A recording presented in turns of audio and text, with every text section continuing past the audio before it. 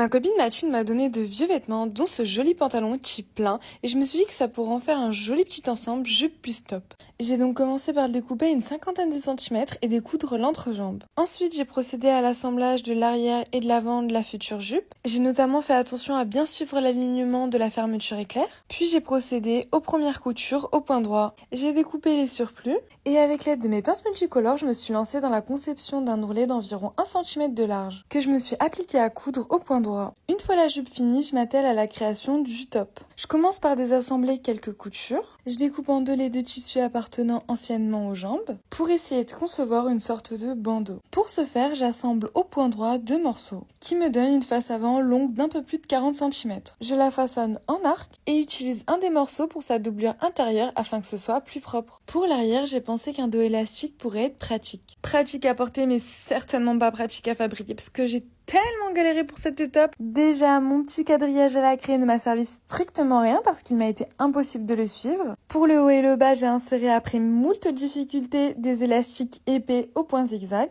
Puis pour les fronces, après avoir soigneusement enroulé sur une bobine un fil élastique pendant de nombreuses minutes, j'ai cousu une dizaine de lignes en suivant mon instinct. Une fois les fronces finies, j'ai assemblé l'avant et l'arrière au point droit et clôturé le tout en faisant une couture style ourlet pour le bas à environ 2 cm. Et voilà le résultat, dites-moi ce que vous en pensez. Sincèrement, je suis pas fan du haut, mais l'exercice des fronces était plutôt drôle. Dites-moi si vous avez des conseils.